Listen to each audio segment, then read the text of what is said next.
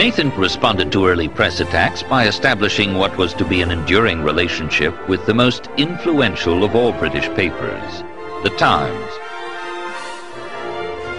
The Times correspondent reported from St. Petersburg that the mere appearance of James Rothschild at the Bourse was expected to boost Russian bond prices. By the summer of 1825, therefore, the Rothschilds had succeeded triumphantly in establishing themselves as the leading specialists in European public finance. And not only European. New fiscal needs quickly arose from the political crises which beset the Spanish and Ottoman empires in this period. It was this need which Nathan and his brothers successfully met. The system they developed enabled British investors and other rich capitalists in Western Europe to invest in the debts of those states by purchasing internationally tradable, fixed-interest transferable bonds. The significance of this system for 19th century history cannot be overemphasized. For this growing international bond market brought together Europe's true capitalists, that elite of people wealthy enough to be able to tie up money in such assets and shrewd enough to appreciate the advantages of such assets as compared with traditional forms of holding wealth, land, venal office, and so on. Bonds were liquid. They could be bought and sold 5.5 days out of 7 on the major bourses of Europe and traded informally at other times and in other places.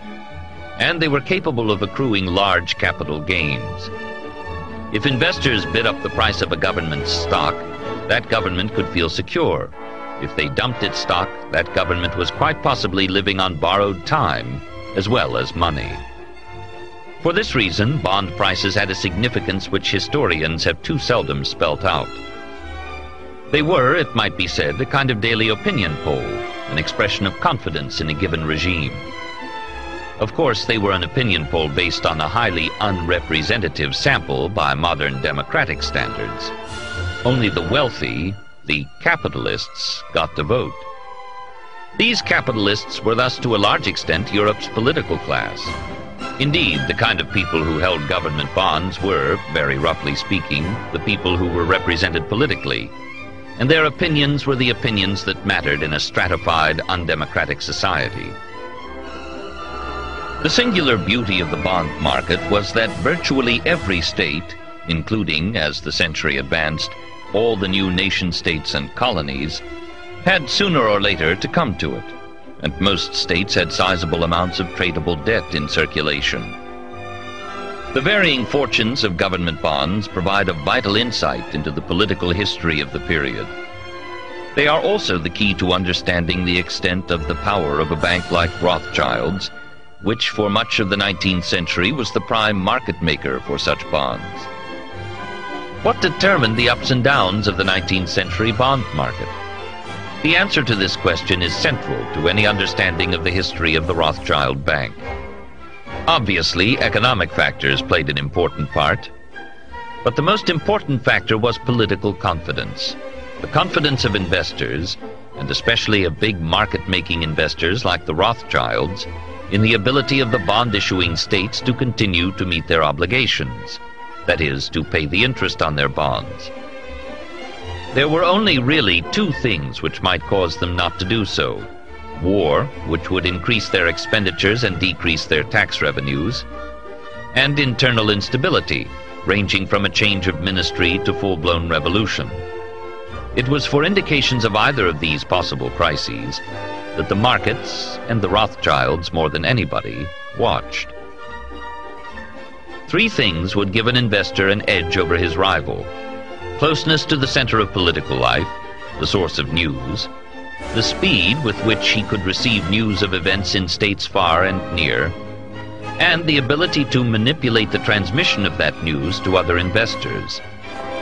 This explains why the Rothschilds spent so much time, energy, and money maintaining the best possible relations with the leading political figures of the day. It also explains why they carefully developed a network of salaried agents in other key financial markets, whose job it was not only to trade on their behalf, but also to keep them supplied with the latest financial and political news. The Rothschilds' communications network gave them an important advantage over their competitors. Even after they lost this edge, they continued to exercise an influence over the financial press through which news reached a wider public. Indeed, it can be argued that by modifying the existing system for government borrowing to make bonds more easily tradable, the Rothschilds actually created the international bond market in its modern form. As early as August 1820, the Bremen delegate to the German Confederation's Diet in Frankfurt had a conversation with his Austrian counterpart, Count Buhl, which acutely identified the unrivaled extent of the Rothschilds' political influence in Europe. This house has, through its enormous financial transactions and its banking and credit connections, actually achieved the position of a real power. It has to such an extent acquired control of the general money market that it is in a position either to hinder or to promote, as it feels inclined, the movements and operations of potentates and even of the greatest European powers.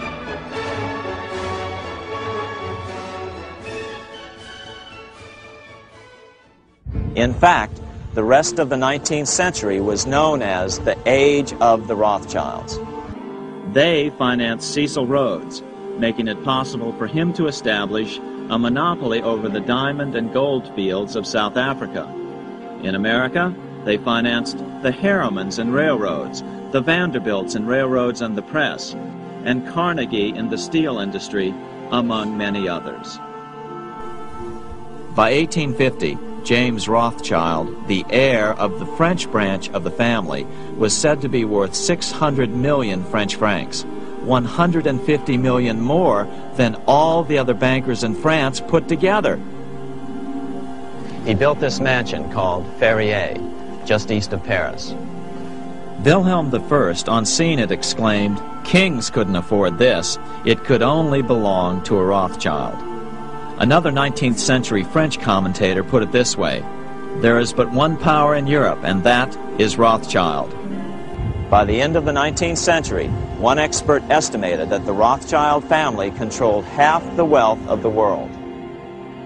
Despite this overwhelming wealth, the family has generally cultivated an aura of invisibility. Although the family controls scores of industrial, commercial, mining, and tourist corporations, only a handful bear the Rothschild name. There is no evidence that their predominant standing in European or world finance has changed. A dynasty turns jet. Things were getting back to normal in 1945.